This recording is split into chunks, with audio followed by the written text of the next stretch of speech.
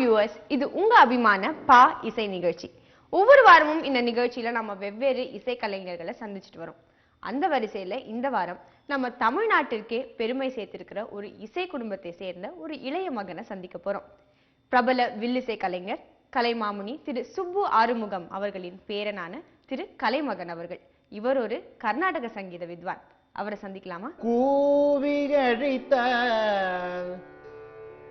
குரல் கொடுப்பன் குமர குமர குமர குமர என்று கூவிகழித்த குரல் கொடுப்பன் குமரன் கூவி அழைத்த குரல் கொடுப்பன் பரம் குன்றம் ஏறி நின்று குமரா என்று கூவி அழைத்தார் குரல் கொடுப்பன் பரம் குன்றம் ஏறி நின்று குமரா என்று கூவி அழைத்தார் குரல் கொடுப்பன் குமரா குமரா.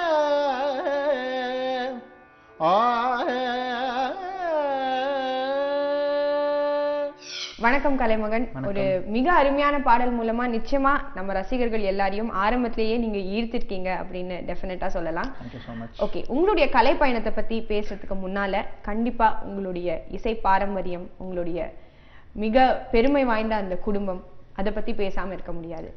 உங்களுடைய தாத்தா? என்னுடைய தாத்தா கலைமாமணி வில்லிசை வேந்தர் கலைஞர் சுப்பு ஆறுமுகம் அவர்கள். மகாபெரிவா அவர்களுடைய ஆசிர்வாதத்தோடு வில்லுப்பாட்டு எடுத்து இன்னைக்கு வில்லுப்பாட்டில் ஒரு சிகரத்தில் இருக்காங்க. வில்லுப்பாட்டு எக்ஸ்போனன்ட் எங்கள் தாத்தா. ஸோ இப்பேற்பட்ட குடும்பத்தில் பிறந்ததுக்கு நான் ஒரு மிகப்பெரிய ஒரு பாக்கியம் பண்ணியிருக்கணும். அடுத்து என்னுடைய பாட்டி திருமதி மகாலட்சுமி சுப்பு ஆறுமுகம் அவர்கள். என்னை சின்ன வயசுலேருந்து இசையில் வளர்த்தவங்களே அவங்க தான். ஏன்னா இசை எனக்குள்ளே இருக்குன்னு எனக்கு குடும்பத்தில் கண்டுபிடிச்சவொடனே இவனை பாட்டு கிளாஸில் போடுங்க, கண்டிப்பாக இசையில் அவன் வரணும்ன்ற ஒரு முக்கியமான ஆசையோடு என்னுடைய பாட்டி என்னை வளர்த்தாங்க. அதுக்கப்புறம் என்னுடைய அம்மா அப்பா திருமதி பாரதி திருமகன் அவர்கள், டாக்டர் எஸ் திருமகன். என்னுடைய அம்மா அப்பா என்னுடைய இசைக்கு மிக மிக ஒரு பயங்கர support right from my childhood. So அவங்களுக்கும் என்னுடைய நன்றியை நான் கண்டிப்பாக தெரிவிச்சுக்கணும். So I started learning music right from the age of 4. 4 வயசுலேருந்து கற்றுக்க ஆரம்பித்தேன். பல்வேறு குருக்கள் கிட்ட கற்றுக்க ஆரம்பித்தேன். இப்போ ரீசெண்டாக ஒரு 8 இயர்ஸை நான் கர்நாடிக் மியூசிக் பர்ஃபார்ம் பண்ணிகிட்ருக்கேன். என்னுடைய தாத்தா கூட என்னுடைய 10-12 வயசுலேருந்து தாத்தாவோட கச்சேரிகள் பண்ண ஆரம்பித்தேன். இப்போ வந்து வீட்டில் வந்து இவ்வளவு பெரிய ஒரு கலைஞர், அவ்வளவு பெரிய ஒரு வித்வான் இருக்கும் பொழுது அவருடைய இன்ஃப்ளூயன்ஸும் கண்டிப்பா இருக்கும். தன்னுடைய சொந்த பேரனுக்கு நிச்சயமா அவர் பல டிப்ஸ் கொடுத்திருப்பாரு. சோ அப்படி உங்க தாத்தா வந்து உங்களை எந்த அளவுக்கு பொக்கிஷமா உங்களுடைய கலையை வளர்த்திருக்காரு? நான் வளர்ந்ததுக்கே ரீசன் எங்க தாத்தான்னு தான் சொல்லணும். என் கலை வளர்ந்தது ஒண்ணு. மெயின் நான் இப்போ ஸ்டேஜில் பாடிட்டு இருக்கிறதுக்கு மெயின் ரீசனே தாத்தாவோடைய ஆசீர்வாதம், பாட்டியோட ஆசீர்வாதம், அம்மா அப்பாவோடைய ஆசீர்வாதம், நான் கற்றுண்ட குருக்களுடைய ஆசீர்வாதம். தாத்தா கிட்ட நான் பல விஷயம் கற்றுக்கிட்டேன். ஆஸ் அ ரிசல்ட் நான் 10 வயசு சொன்னேன். 10 வயசுலேருந்து தாத்தா கூட போக ஆரம்பிச்சதால ஒரு பர்ஃபார்மருக்கு ஒரு மிகப்பெரிய ஒரு பர்ஃபார்ம் பண்ண ஆரம்பித்த பிறகு ஒரு சின்ன ட்ராபேக் ஒன்று இருக்கும் எல்லாருக்குமே. ஸ்டேஜ் ஃபியர்னு ஒன்று இருக்கும். ஆஸ் அ ரிசல்ட் நான் 10 வயசுலேருந்து தாத்தா கூட பாடுறதால எனக்கு ஸ்டேஜ் ஃபியர்ன்றது கொஞ்சம் போக போக அது குறைஞ்சிருத்து. இப்போ ஒரு நல்ல கான்ஃபிடன்ஸ் வந்துடும். பர்ஃபார்ம் பண்ணோம்னா கான்ஃபிடன்ஸோட பர்ஃபார்ம் பண்ணாதான் நம்ம பாடுறது நல்லா பாட முடியும். ஸோ ஆஸ் அ ரிசல்ட் தாத்தாவோட போகிறதால எனக்கு ஸ்டேஜ் ஃபியர்ன்ற ஒரு பெரிய இது எனக்கு போயிருது. ப்ளஸ் நான் தாத்தாவோட உட்காந்து பர்ஃபார்ம் பண்ணும்போது தாத்தா ஸ்டேஜில் பண்ணுற ஃபுல் ஃபார்மில் இருப்பாங்க. ஸோ அந்த ஃபார்மை என்ஜாய் பண்ணுறதுக்கு எனக்கு ஒரு பாக்கியம் கிடைச்சிது. ஸோ அதை பார்த்து நான் இன்ஸ்பயர் ஆவேன். ஸோ நம்மளும் இந்த மாதிரி ஸ்டேஜில் உட்காந்தா லைவ்லியாக இருக்கணும். பெர்ஃபார்ம் பண்ணுறது வந்து மக்களுக்கு கொண்டு போய் ரீச் பண்ணும்போது அதை இன்னும் லைவ்லியாக கொடுத்தா தான் அவங்களுக்கும் அதை என்ஜாய் பண்ண முடியும். இப்போ ஒரு கீர்த்தனை பாடுறோம்னா அந்த கீர்த்தனையோட மீனிங்கை புரிஞ்சுண்டு அதனுடைய பாவத்தை, பக்தி ரசத்தை நம்ம கொண்டு வந்தோம்னா கண்டிப்பாக ஆடியன்ஸ்க்கும் புரியும். ஆஸ் அ ரிசல்ட் அவளும் அதை என்ஜாய் பண்ணுவாங்க. ஸோ அந்த விஷயங்களை நான் தாத்தா கிட்ட கற்றுட்டேன். மேலும் இன்னும் பார்த்தீங்கன்னா தாத்தாவுடைய சென்ஸ் ஆஃப் ஹியூமர் அது எனக்கு ரொம்ப பிடிக்கும். அதுக்கப்புறமா தாத்தா கிட்ட பல விஷயங்கள் தாத்தா சொல்லுவாங்க. வீட்டில் உட்காந்து ப்ராக்டிஸ் பண்ணுறது வந்து ஒரு முக்கியமான விஷயம். ஒரு சின்ன கோயிலில் கச்சேரி பண்ணாலும் சரி, இல்லாட்டி ஒரு மிகப்பெரிய ஆடிட்டோரியம் யூஎஸ்ஓ லண்டனோ எந்த ஊராக இருந்தாலும் ஒரு மிகப்பெரிய ஆடிட்டோரியமில் பர்ஃபார்ம் பண்ணாலும் சரி, அந்த கச்சேரிக்கு முன்னாடி you have to work for the கச்சேரி. அந்த கச்சேரி என்ன பாட போகிற ஒரு லிஸ்ட் எடுத்து ஸோ அதை ப்ராக்டிஸ் பண்ணி எந்த இடத்துல பாடினாலும் அந்த தொழிலுக்கு தர்மம் பண்ணணுன்றது எங்கள் தாத்தா சொல்லுவாங்க. ஸோ அதை தான் நான் மெயினாக தாத்தா கிட்டேருந்து கற்றுண்டேன். நீங்க ஆரம்பத்துல பேசிட்டு இருக்கும் பொழுது நம்ம தமிழ் திரை இசை ஜாம்பவான்கள் திரு KV மகாதேவன், TR மகாலிங்கம், இப்படி பல பேர்களை பத்தி சொன்னீங்க. அவங்களுடைய இசை உங்களை எந்த அளவுக்கு கவர்ந்திருக்கு, அவங்களுடைய பாடல்கள்ல உங்களுக்கு பிடித்த பாடல்? இசை தமிழ் நீ செய்த அரும் சாதனை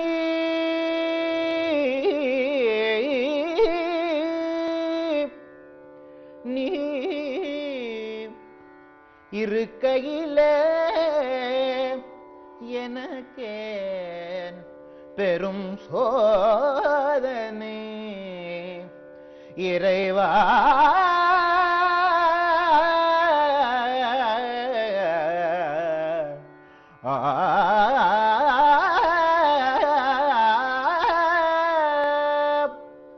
இசை தமிழ் நீ செய்தரும் சாதனை இசை தமிழ் நீ செய்தரும் சாதனை நீ இருக்கையிலே எனக்கேன் பெரும் சோதனை இசை தமிழ் நீ செய்த அரும் சாதனை வசை வரோமே பாண்டி நாட்டினிலே இறைவா ஆ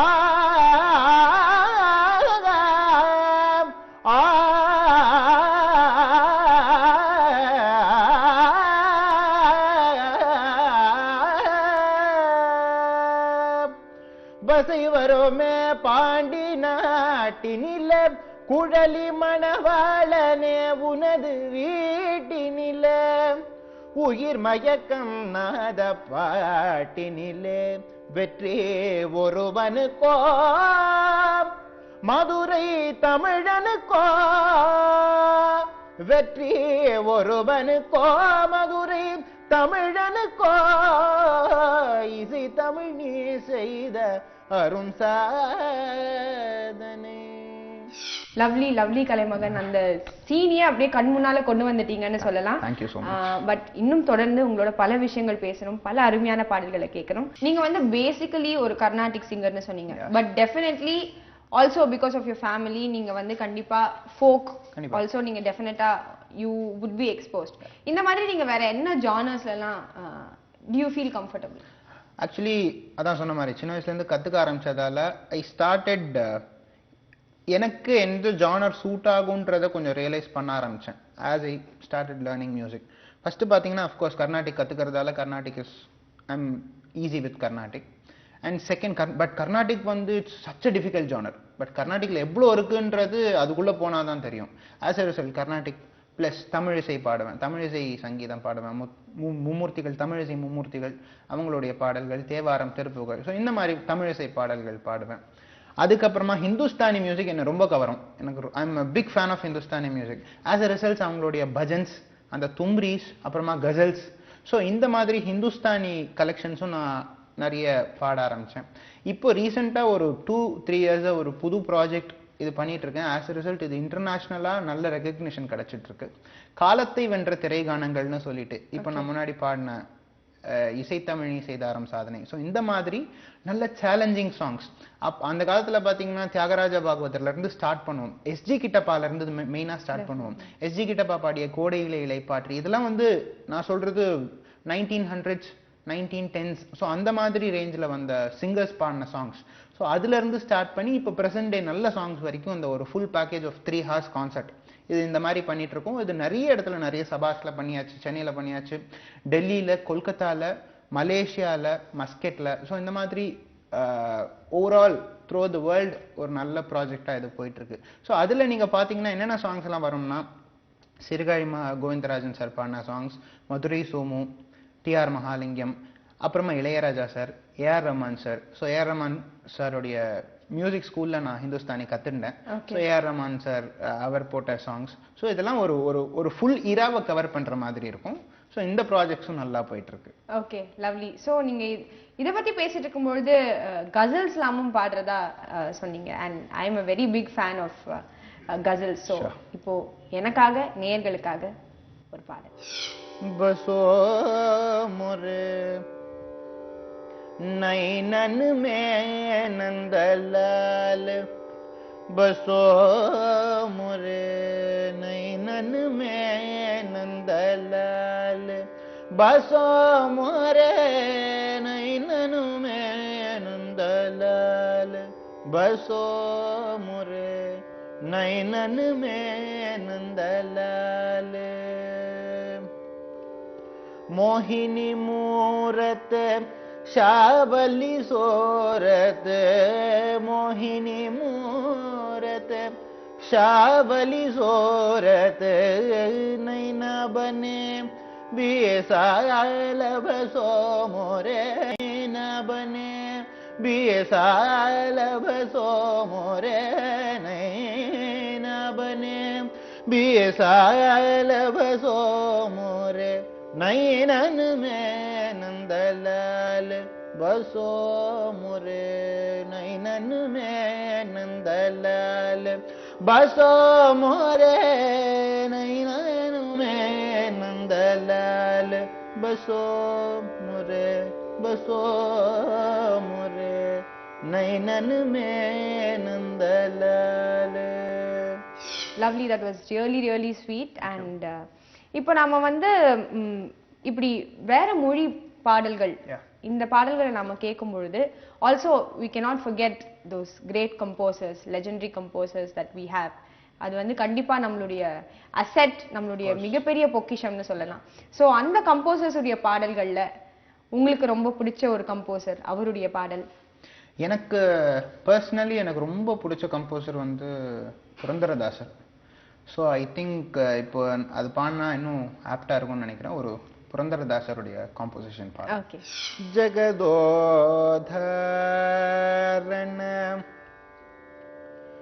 ஜகதோதரண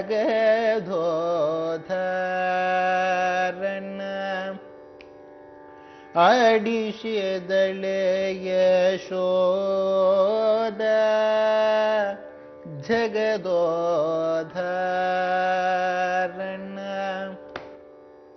அடிஷிதளே யசோத, ஜகதோதரண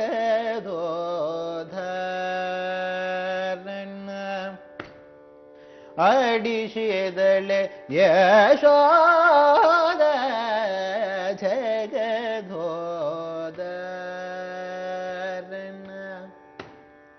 அடிஷிதளே யசோத, ஜகதோதரண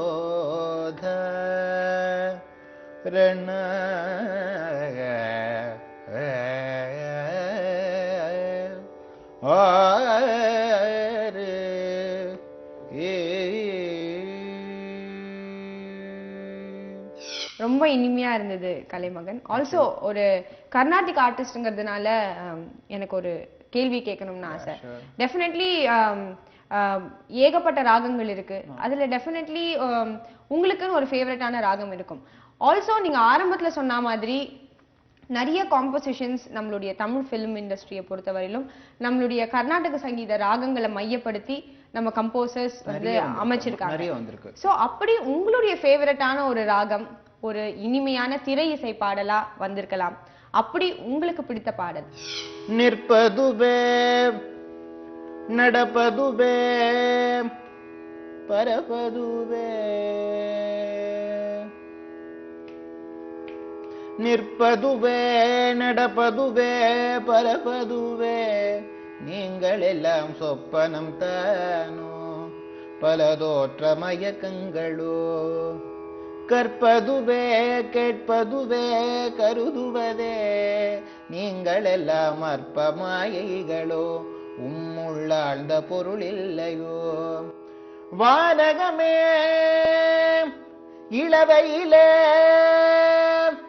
மரச்சரிவே, வானகமே இளவையிலே மரச்சரிவே, நீங்கள் எல்லாம் காணலி நீரோ வெறும் காட்சி பிழிதானோ. வானகமே இளவையிலே மரச்சரிவே, நீங்கள் எல்லாம் காணலி நீரோ வெறும் காட்சி பிழிதானோ.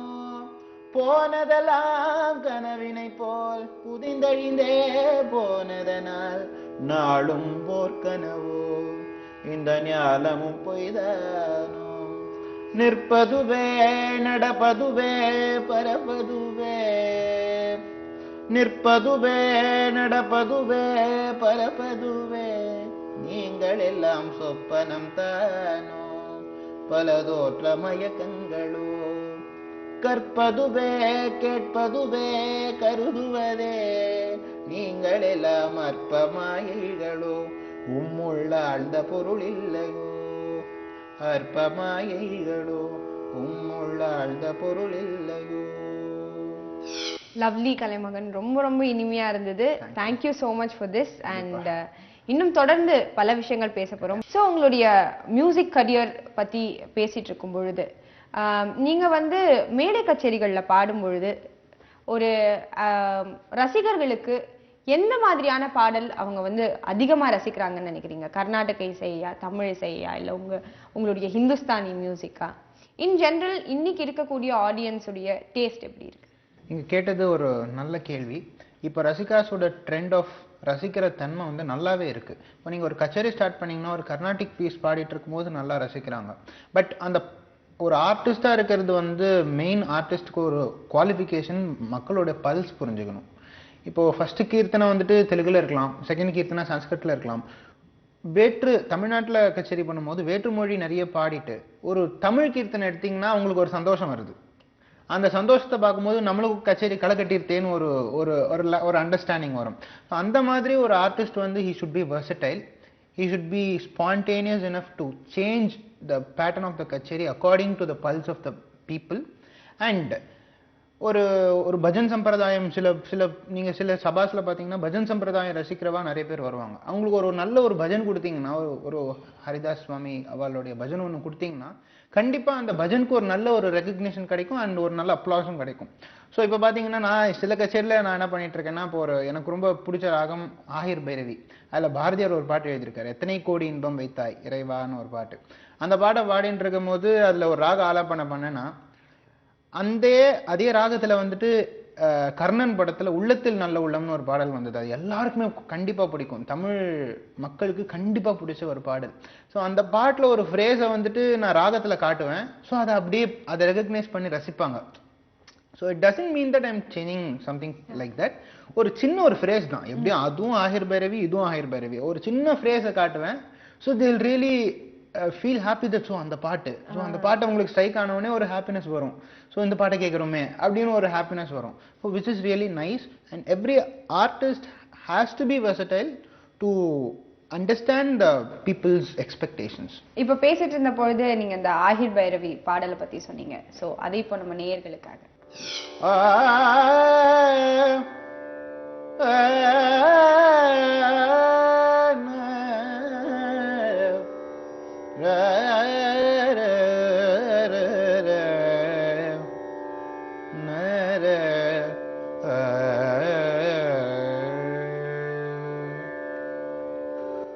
உள்ளத்தில் நல்ல உள்ளம் உறங்காதென்பது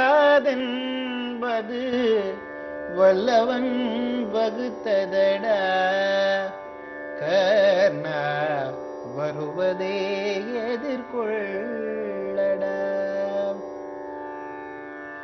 உள்ளத்தில் நல்ல உள்ளம் உறங்காதென்பது வல்லவன் வகுத்ததடா, கர்ணா வருவதே எதிர்கொள்ளடா.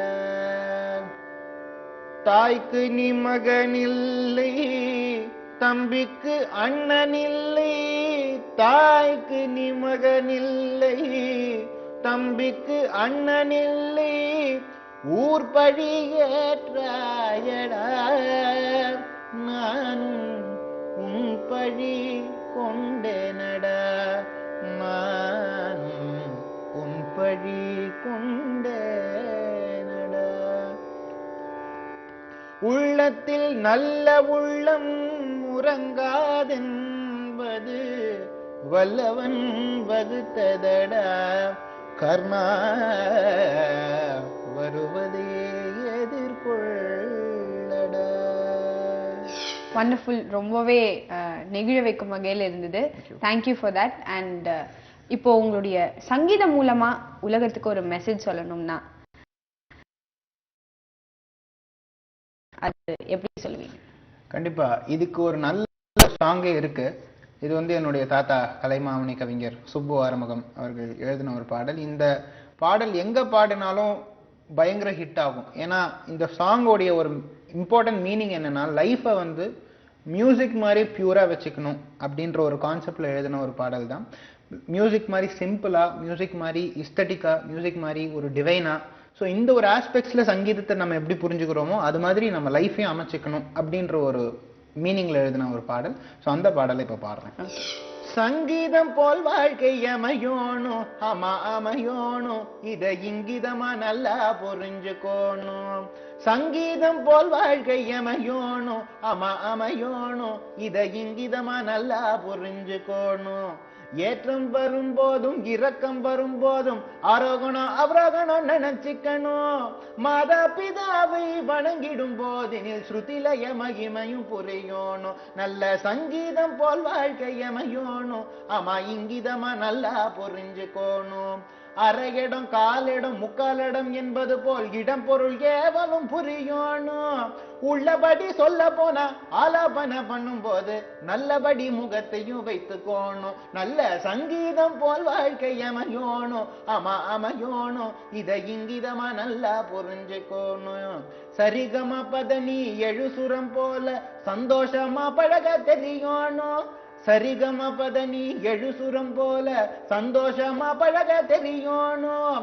சங்கீத மேடைகளில் தனியாவர்த்தனம் வந்தா எந்திரிச்சு போகாம இருக்கணும். நல்ல சங்கீதம் போல் வாழ்க்கை அமையோணும், அமையோணும், இதை இங்கிதமா நல்லா புரிஞ்சுக்கோணும். நல்ல சங்கீதம் போல் வாழ்க்கை அமையோணும், அமையோணும், இதை இங்கிதமா நல்லா புரிஞ்சுக்கோணும். தேங்க்யூ, ரொம்ப அருமையா இருந்தது. ஒரு நல்ல கருத்தை ஹியூமரோட சொல்லும் பொழுது அது ரசிகர்கள் வந்து நிச்சயமா உடனே ஏத்துக்குவாங்க, அவங்க மனசுல அது கண்டிப்பா பதியும் அப்படிங்கிறதுக்கு this song is a great example. And கடைசியா உங்ககிட்ட ஒரு கேள்வி, இந்த பா இசை நிகழ்ச்சி பற்றி உங்களுடைய கருத்துக்கள். ஃபர்ஸ்ட் ஆஃப் ஆல் பெப்பர்ஸ் டிவிக்கு என்னுடைய நன்றியை தெரிவிச்சுக்கிறேன். இந்த ஒரு அற்புதமான ஆப்பர்ச்சுனிட்டி எனக்கு கொடுத்ததுக்காக என்னுடைய மனமார்ந்த நன்றியை தெரிவிச்சுக்கிறேன். மேலும் நீங்க ஒரு நல்ல ஒரு டான்ஸ் ஆர்டிஸ்ட். ஸோ இந்த ஒரு நல்ல நல்ல நல்ல கேள்விகள் கேட்டீங்க. ஸோ அதுக்கு நல்ல விடைகள் தந்திருக்கேன்னு ஒரு நம்பிக்கையோட ரொம்ப சந்தோஷம். முதல் விஷயம், இசைன்றது ஒரு மிகப்பெரிய விஷயம் நம்ம நாட்டுக்கு கிடைச்சது. அதுவும் பாரம்பரிய இசை நம்ம இந்தியாவில தான் இருக்குன்றது ரிசர்ச் எல்லாம் சொல்லுறது. ஸோ அதனால இந்த இசையை காப்பாற்ற வேண்டியது நம்மள மாதிரி உள்ள ஜென்ரேஷனுடைய ஒரு முக்கியமான வேலை. ஸோ அதை நம்ம கண்டிப்பா காப்பாற்றுவோன்ற நம்பிக்கையோடு ரொம்ப நன்றியை தெரிவிச்சுக்கிறேன். தேங்க்யூ ஸோ மச் கலைமகன், ரொம்ப அருமையா இருந்தது உங்களோட இந்த interview. And definitely next generation ஆர்டிஸ்டுக்கு இந்த நிகழ்ச்சி ஒரு இன்ஸ்பிரேஷனா இருக்கும்னு நம்புறோம். Thank you so much. Thank you so much.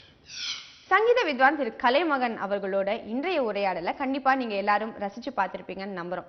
பெரிய இசை குடும்பத்தை சேர்ந்த இவர் அவருடைய குடும்பத்திற்கு இன்னும் பெருமை சேர்த்து மேலும் பல உயரங்களை அடைய வேண்டும் என்று வாழ்த்துவோம். இன்றைய பா இசை நிகழ்ச்சி போலவே இன்னொரு இனிமையான நிகழ்ச்சியில உங்களை மீண்டும் சந்திக்கிறேன். Until then, it's Sridevi signing off. Have a great day.